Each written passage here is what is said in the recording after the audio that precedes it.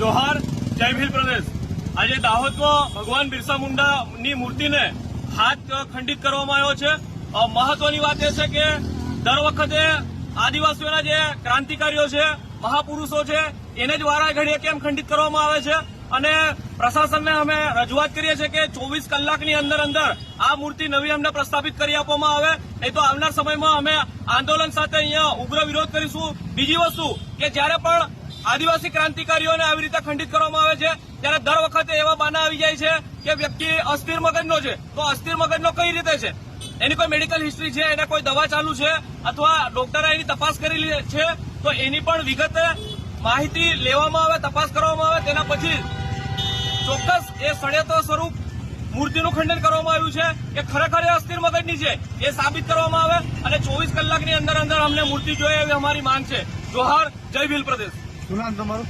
Anil Bhuriya.